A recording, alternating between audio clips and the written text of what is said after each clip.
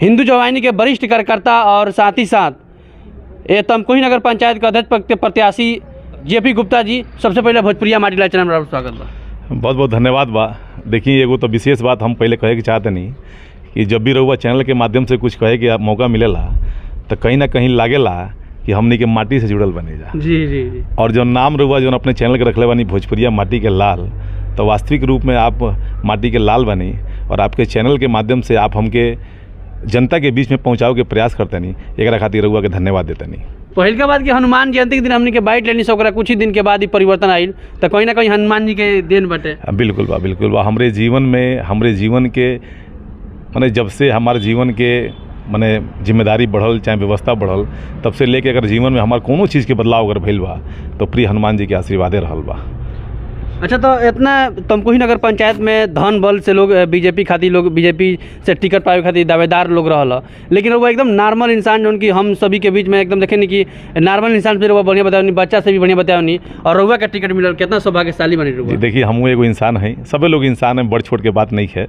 चूँकि भारतीय जनता पार्टी में जे भी जुड़ल बा, अब भारतीय जनता पार्टी के जे भी कार्यकर्ता है वो जाने ला कि हम भारतीय जनता पार्टी के कार्यकर्ता हैं। और भारतीय जनता पार्टी ऐसा पार्टी ही है कि जो आज विश्व के सबसे बड़हन कार्यकर्ताओं के पार्टी भी है, तो यही तरह तो बढ़न तो बनल नहीं भी है।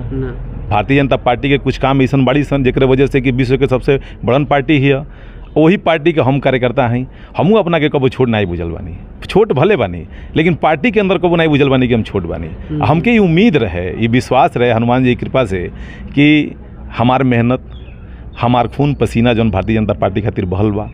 चाहे हम जौन भी प्रयास, चाहे जौन भी जिम्मेदारी हमके भारतीय जनता पार्टी के द्वारा मिलल बा, ओकरा के ईमानदारी से निभाव के प्रयास के बानी। आ कहीं ना कहीं उम्मीद रहे कि भारतीय जनता पार्टी जरूर जौन बात उनकी हमरे ऐसा छोट कार्यकर्ता के जौन विचार बा, चाहे ईमानदारी से जौन धरातल पर कार्य कैले बानी ओके देखी, और वही के नतीजा कि भारतीय जनता पार्टी हमके टिकट दिले बिया। हम भारतीय जनता पार्टी के शीर्ष नेता सहित सब लोग के, जो भी भारतीय जनता पार्टी के हमारे वरिष्ठ पदाधिकारी बा, कार्यकर्ता बंधु बाणे, मंडल के, क्षेत्रीय के, जिला के, प्रदेश के, जे भी भाजपा के पदाधिकारी बा, सबके हम धन्यवाद, दिल से धन्यवाद देवे के चाहते नहीं। बिल्कुल। तो फिलहाल में तमकुही राजनगर पंचायत के में अभी तक विकास फिलहाल कुछ दिन के तो एसडीएम साहब संभालत रही हैं, लेकिन अभी तक कौन कौन तमकुही नगर पंचायत में विकास में कमी रह गई बटे, और यदि रहुआ पद पर स्थापित होता नहीं तो रहुआ तमकुही नगर पंचायत के विकास के क्षेत्र में और खास करके सीएचसी के जो स्थिति बटे और सांपकट्टी के जलेली तो टीका समय पर नहीं पाला और तमाम मतलब समस्यागत खबर बटे, तो एक में क्या करें। देखिए राजनीतिक जीवन जब से हमारी शुरुआत भइल, तो राजनीतिक जीवन में हम हमेशा जैसे कि ज़मीन पर उतर करके और छोटा से छोटा व्यक्ति के भी का समस्या बा, उस समस्या के समाधान करावे खातिर 2 कदम चले के प्रयास के बानी। और निसंदेह अपना नगर पंचायत में हर एक व्यक्ति के लगे कौन कौन मुख्य समस्या बाड़ी सन, अपना नगर पंचायत के सामाजिक कौन समस्या बाड़ी सन, इस समस्या से आदमी वाकिफ़ बा। और सपना संकल्प ये बा कि निस्वार्थ रूप से जनमानस के सेवा कल जाओ और जनमानस की जौन भी छोटी छोटी समस्या बाड़ी सन। और देखिए जो आप बात कहनी है कि नगर पंचायत में कौन कौन विकास के कार्य अभी रुकल बा, तो बहुत कार्य ऐसा बाड़ी सन। देखिए नगर पंचायत बनल ओकरे बाद से तमाम, अब जैसे मान ली कि पहले पूरा जैसे ग्राम सभा रही सन, तमकुही में 1-2 सफाई कर्मी रहते रहे हैं। अब तो मान ली कि सफाई कर्मी घरे आओ तड़े, दुआरी पर झाड़ू लगाता, कचरा उठ के चल जाता है, मशीन आ गई बड़ी सन, बिजली के काम होता है, तो मशीन होता है करा लेता रही सन। तो तमाम चीज़ धीरे धीरे होता। लेकिन जब एगो चेयरमैन जब भारतीय जनता पार्टी के जब बन गई हैं, तो आपके चैनल के माध्यम से हम जनता से स्पष्ट रूप से कहे के चाहते नहीं कि उत्तर प्रदेश में भारतीय जनता पार्टी की सरकार भी है, केंद्र में भारतीय जनता पार्टी की सरकार भी है। अपने वहाँ हमनी के अभिभावक के रूप में हमनी के लोकसभा के यशस्वी सांसद रमापति राम त्रिपाठी जी बानी, और जनता बड़ी बड़ी भारी बहुमत से ए बारी विधानसभा 2022 की विधानसभा में अपन भाजपा के विधायक भी बना दिली है, डॉक्टर असीम कुमार राय जी बानी। तो अच्छा बताएं, चेयरमैन अगर एगो भाजपा के होता आ कोनो प्रस्ताव अगर आम जनमानस के अगर ओकरा लगे आई कोनो समस्या है, और चेयरमैन साहब अगर वो लिख के अगर दे दें, अगर मांग करें कि विधायक जी हमारा ही काम होके के चाहिए नगर पंचायत में, चाहे सांसद जी हमारा ही काम होके के चाहिए, मुख्यमंत्री जी हमारा ही काम होके के चाहिए, तो आपके लगत आई कोनो ऐसा काम जौन रुक जाई। पूज्य महाराज जी के ये सपना बा कि छोटे छोटे गांव जन बाड़ी सन। देखिए भारतीय जनता पार्टी की ही सरकार में, ये जोगी जी के सरकार में लगभग 70 या 74 के आसपास ये पूरा उत्तर प्रदेश में नगर पंचायत, नया नगर पंचायत बनली है सन। ओकरा पीछे उद्देश्य रहला महाराज जी के, उद्देश्य ई बा कि गांव के जोड़ के और गांव में अब शहरीकरण के व्यवस्था कइल जाओ, और शहरी लाभ, शहरी व्यवस्था के अनुसार जौन बा कि वो विकास के कार्य होके, सड़क होके, नाली होके, बिजली होके, पानी होके, आवास होके, पेंशन होके, इनमें बदलाव हो गया। देखिए माई बहनी जौन हमरे इस क्षेत्र के बाणी, कई गो मड़ई के घर बा,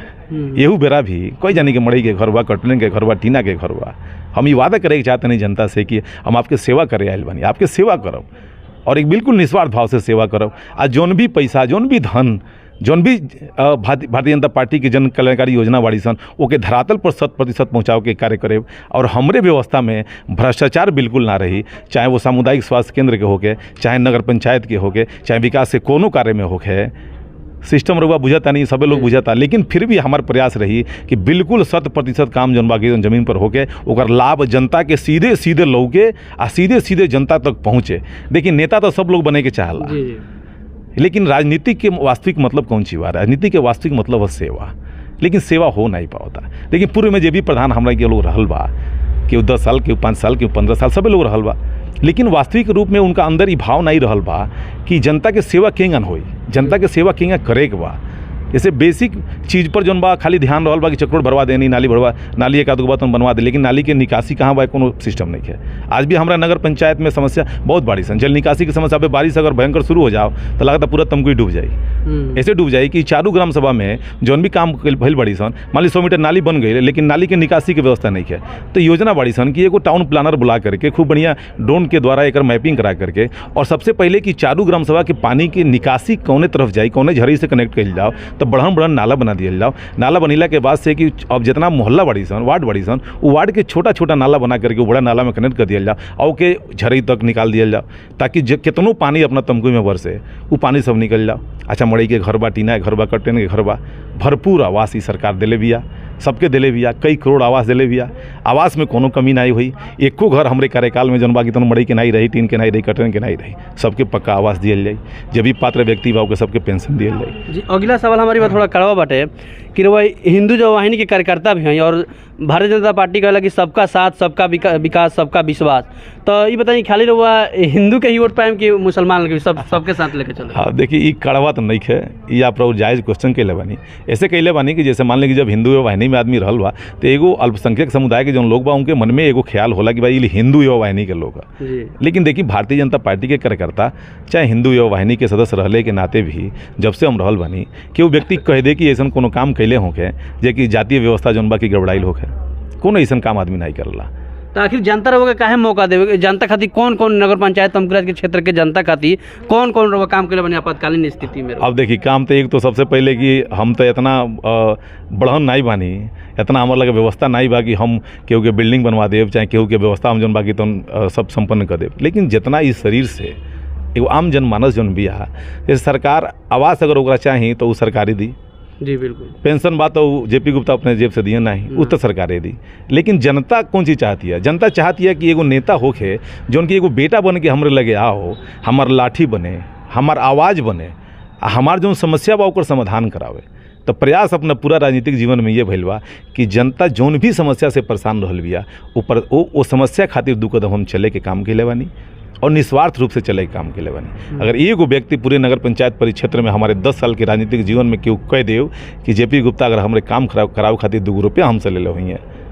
तो ये राजनीतिक जीवन जौन बात छोड़ दिया जाए।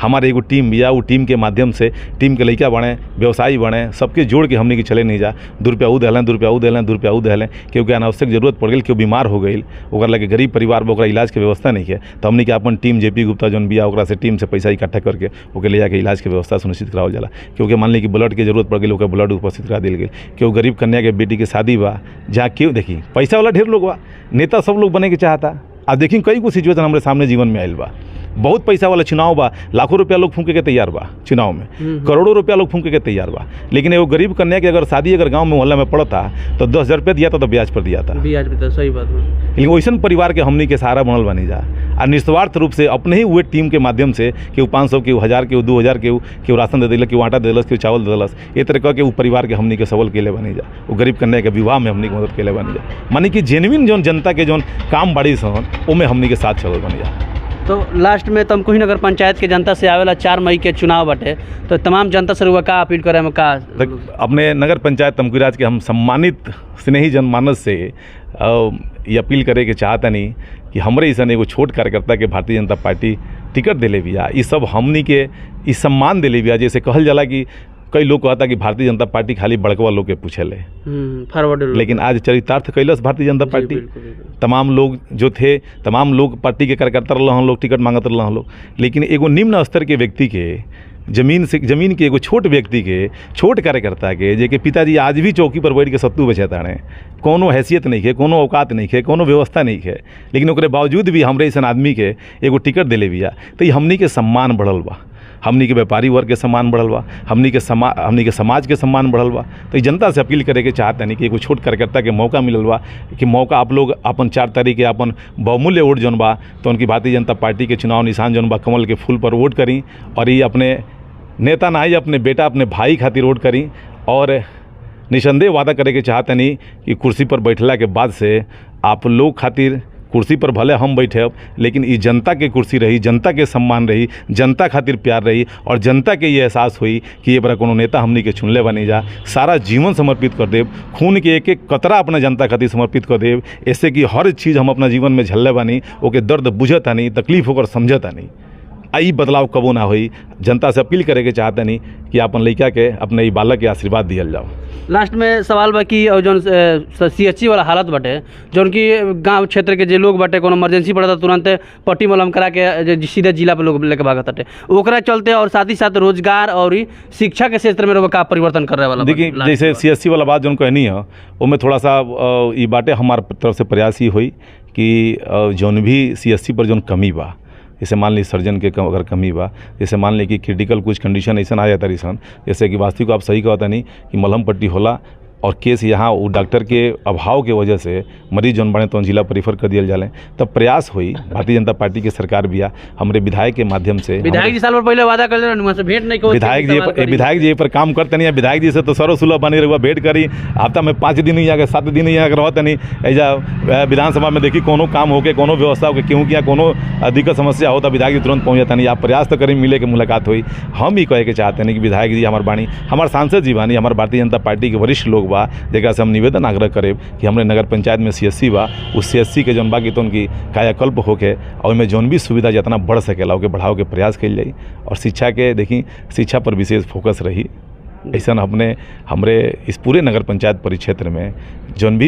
भी ऐसा परिवार जौन की शिक्षा से वंचित अपना व्यवस्था के अनुरूप नहीं हो पाओ, तो लगे व्यवस्था नहीं हो पाओ कि अपने बच्चन के, अपने लइकन के जौन बा की शिक्षा, उच्च शिक्षा दे पाओगे, वैसा परिवार के भी हमनी के सबल बने के काम करे जा। शिक्षा के क्षेत्र में जौन भी हमनी से प्रयास हो सकेला, जौन भी जैसे मान लें कि फतेहमल इंटर कॉलेज में कुछ मान ली इंटर कॉलेज अपने जहाँ बाड़ी सन नहीं जा, कुछ विषय जन आई बाड़ी सन, वो विषय के लावे के प्रयास कल जाए। बात के लिए ओकरा खातिर